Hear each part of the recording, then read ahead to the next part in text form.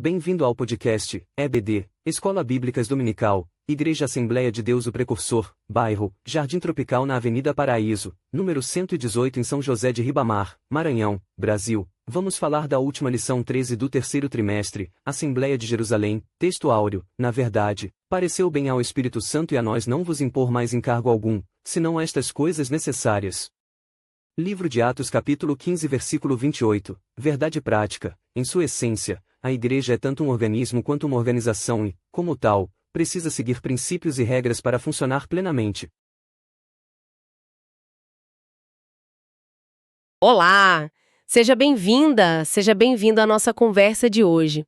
Sabe, quando a gente pensa nos grandes movimentos da história, sempre tem aquele momento crítico, né? Uma encruzilhada onde um conflito interno parece que vai, botar tudo a perder. E a forma como essas tensões são resolvidas acaba definindo o futuro. É verdade. E hoje a gente vai mergulhar fundo num desses momentos, um que foi decisivo para a igreja primitiva. A famosa Assembleia de Jerusalém. Aquela que está lá no capítulo 15 do livro de Atos. Exato. Um episódio-chave mesmo.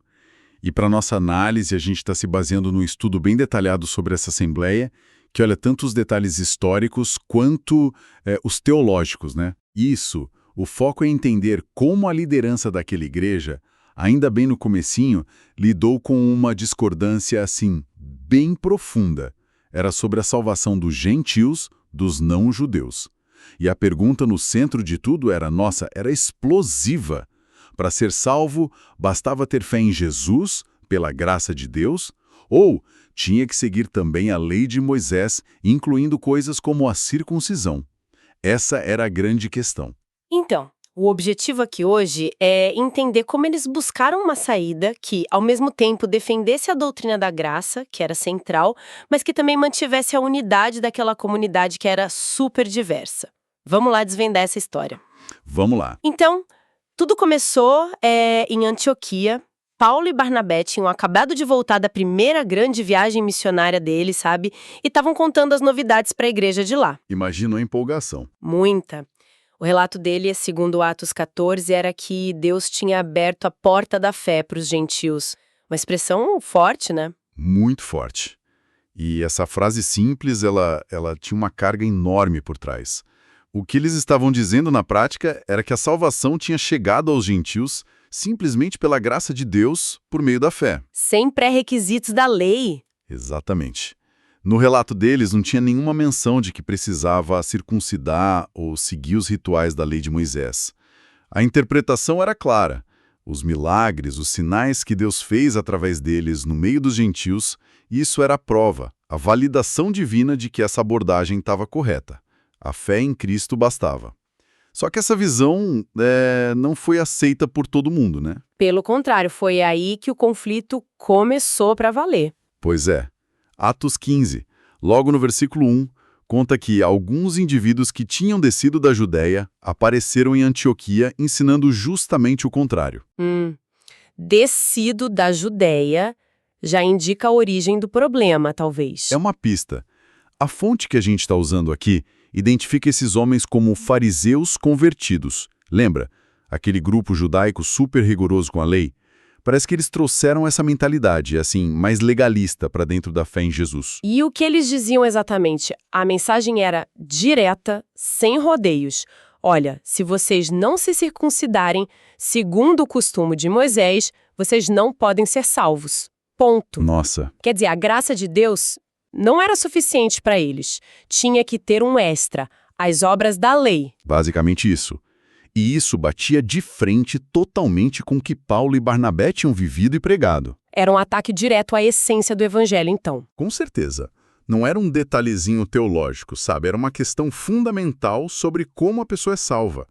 Colocava em dúvida se o sacrifício de Jesus na cruz era completo, suficiente por si só, ou se precisava ser, complementado pelo esforço humano de cumprir a lei. Era muito sério. Dá para imaginar a confusão e a tensão que isso deve ter causado lá em Antioquia? A Bíblia fala em não pequena dissensão e contenda entre eles e Paulo e Barnabé. A coisa ficou feia. Ficou tensa mesmo. Podia dividir a comunidade ali no meio. E foi aí que, percebendo que o assunto era complexo demais, que afetava toda a igreja, não só Antioquia, eles tomaram uma decisão inteligente. Qual foi? A igreja de Antioquia decidiu enviar Paulo, Barnabé e mais alguns como delegados para Jerusalém. A ideia era levar essa discussão para os apóstolos e presbíteros de lá, da igreja-mãe, para buscar uma solução juntos. Ah, entendi. Levaram a questão para a instância superior, digamos assim. E aí, chegando em Jerusalém, o debate continuou, imagino. Continuou e esquentou de novo. Assim que chegaram, encontraram outros crentes lá em Jerusalém, também desse grupo dos fariseus, que reforçaram a mesma ideia. Gentio tem que ser circuncidado e guardar a lei de Moisés para ser salvo. Está lá em Atos 15, versículo 5. O clima devia estar pesado. Imagino que sim. E foi nesse momento que Pedro se levantou para falar. Ele parece ter sacado a gravidade da situação e a necessidade de trazer um pouco de objetividade para a conversa, sabe? Sair da opinião e olhar para os fatos, para a ação de Deus. E qual foi o argumento do Pedro? O que ele trouxe para a mesa? Pedro fez algo muito esperto. Ele puxou pela memória uma experiência que ele mesmo viveu anos antes e que está detalhada lá em Atos 10. O encontro dele com Cornélio, um centurião romano, um gentil, e a família dele. Ah, o caso de Cornélio, super importante. Exatamente. Pedro lembrou a todos ali na Assembleia, está em Atos 15, versículo 8, que Deus, que conhece os corações, mostrou que aceitava a fé daqueles gentios. Como? Dando a eles o Espírito Santo do mesmo jeito que tinha dado aos judeus lá no começo, no Pentecostes. E o ponto-chave, o ponto crucial era: isso aconteceu antes de Cornélio e a família serem circuncidados ou aderirem à lei mosaica. Ou seja, a aceitação de Deus veio só pela fé deles. A experiência veio antes da regra, então. A ação de Deus falou primeiro. Essa é a sacada do argumento dele. Pedro fez questão de frisar que a vinda do Espírito Santo sobre eles foi algo visível, que todo mundo viu e inegável, como está lá em Atos 10. Era um sinal claro de que Deus os tinha aceitado, baseado unicamente na fé que eles mostraram. Forte isso, muito. E ele ainda usou uma linguagem bem direta, chamando a lei de jugo, um peso que nem os antepassados judeus conseguiram carregar direito. Ele questionou por que impor esse fardo agora aos gentios convertidos. Foi um apelo forte baseado na evidência da ação soberana de Deus.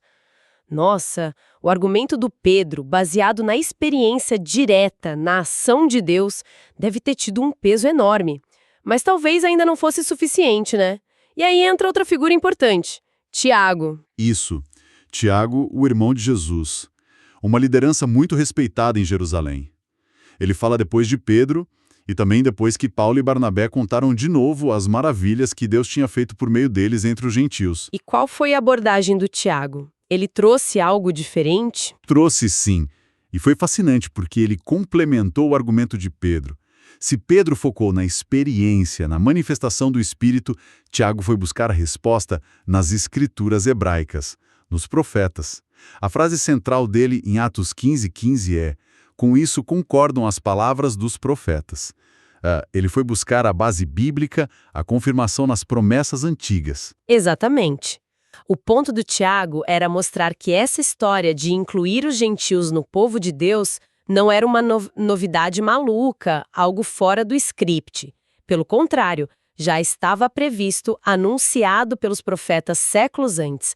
Era parte do plano de Deus revelado nas Escrituras. Que interessante. Então ele deu um fundamento bíblico para a coisa toda. Isso. Deu um respaldo teológico bíblico que confirmava a evidência prática da experiência que o Pedro tinha apresentado. A combinação desses dois argumentos, a experiência do Espírito e o testemunho das Escrituras, criou uma base muito sólida para a decisão que eles iam tomar. E a decisão veio.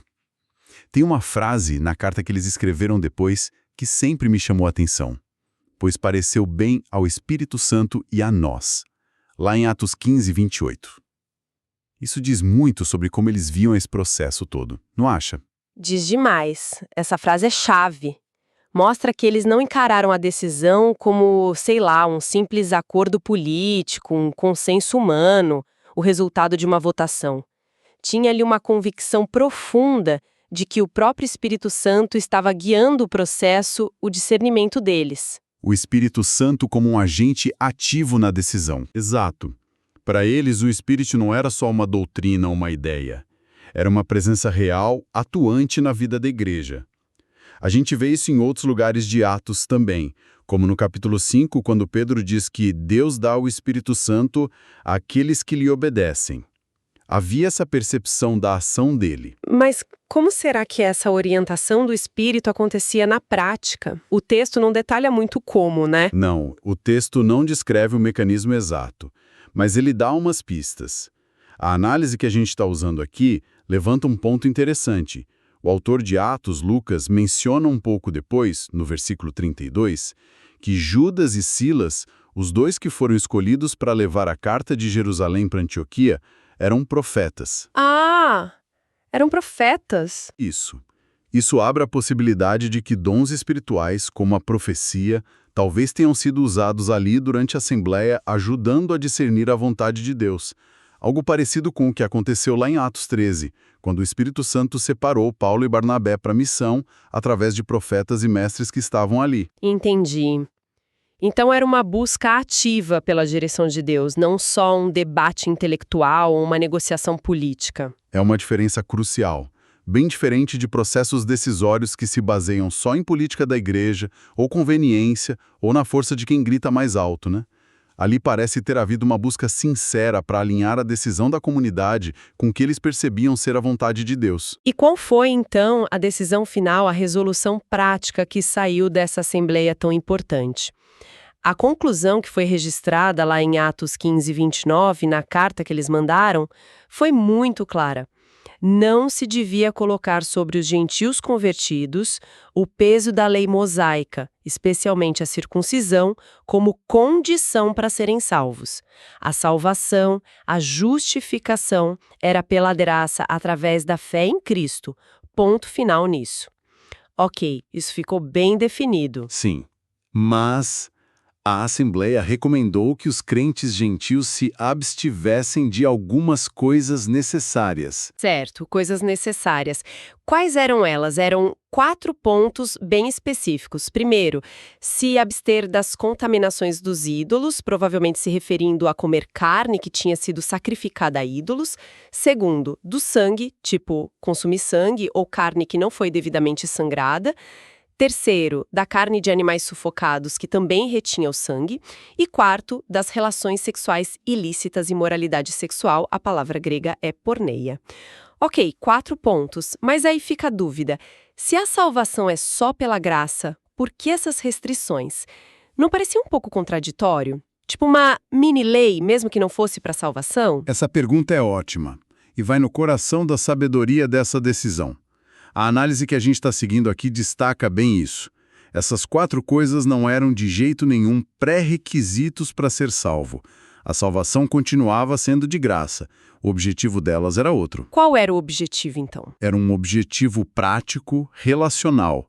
Era para facilitar a comunhão, a unidade entre os crentes que vinham do judaísmo e os que vinham do mundo gentil, que agora estavam convivendo juntos nas mesmas igrejas. Ah, então o foco era a boa convivência. Exatamente, levando em conta as sensibilidades dos judeus, né? Precisamente. Pensa bem. Idolatria, as regras alimentares judaicas, o kashrut, a pureza moral, eram assuntos extremamente sensíveis para os judeus devotos, mesmo aqueles que tinham abraçado a fé em Jesus.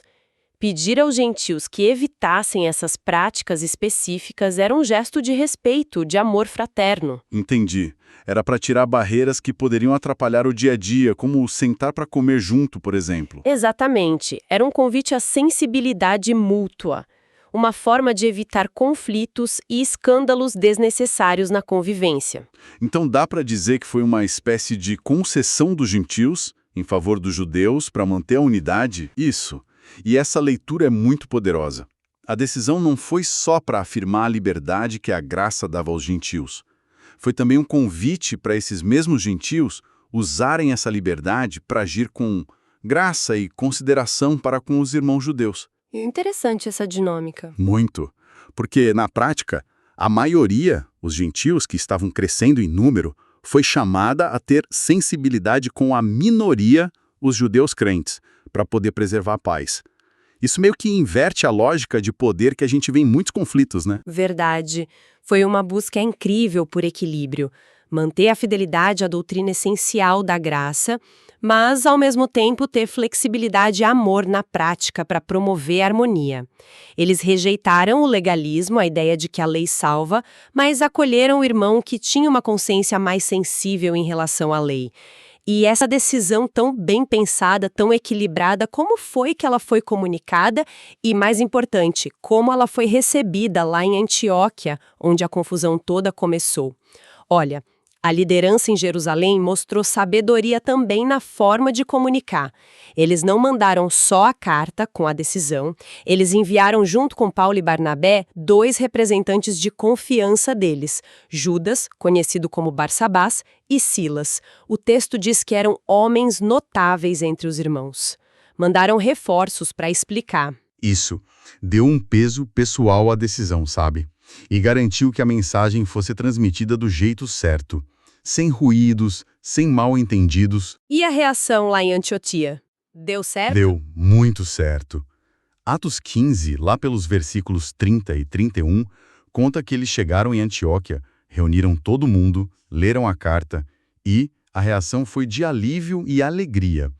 O texto diz que se alegraram pela consolação ou pela exortação, dependendo da tradução. Que bom! Sim, a decisão trouxe encorajamento, acabou com a briga e, o mais importante, conseguiu preservar a unidade da igreja, que estava correndo um risco sério. O resultado foi super positivo. Nossa, que desfecho importante. Tentando fazer uma síntese aqui. A Assembleia de Jerusalém, ela encarou de frente um desafio doutrinário que podia ter quebrado a igreja logo no começo. Podia mesmo. Eles chegaram a uma solução que, primeiro, reafirmou com toda a clareza que a salvação é só pela graça, e eles entenderam que essa foi uma direção do próprio Espírito Santo, mas, ao mesmo tempo, tiveram aquela sensibilidade prática de pedir algumas concessões culturais aos gentios, pensando na comunhão, na unidade com os irmãos de origem judaica. Lembrei daquela verdade prática que a nossa fonte comentou. A igreja agindo como um organismo vivo, guiada pelo Espírito, e também como uma organização, tomando decisões estruturadas para o bem de todos. É uma ótima síntese, perfeito. E essa história toda, ela nos deixa com uma provocação final, né? Inspirada justamente nesse equilíbrio que eles conseguiram achar lá atrás. Qual seria? Bem, a Assembleia de Jerusalém conseguiu equilibrar a defesa da pureza da doutrina, a verdade sobre a salvação pela graça, com a necessidade prática da unidade, aquelas abstinências como uma concessão para a boa convivência. Aí a gente olha para os nossos dias, para os nossos contextos, seja na igreja, no trabalho, nos grupos sociais, na sociedade em geral. Como é que a gente pode lidar com as divergências profundas que a gente encontra? Boa pergunta. Que lições essa Assembleia de quase 2000 anos atrás pode nos dar sobre como manter firme os princípios que a gente acha essenciais, mas ao mesmo tempo cultivar o respeito, a convivência e a unidade, no meio de tanta diversidade de opiniões e práticas? Como achar esse ponto de equilíbrio que às vezes é tão difícil, entre ser fiel à verdade e se comprometer com a unidade? Uma questão fundamental para a gente pensar, sem dúvida. Dá muito pano para manga essa reflexão.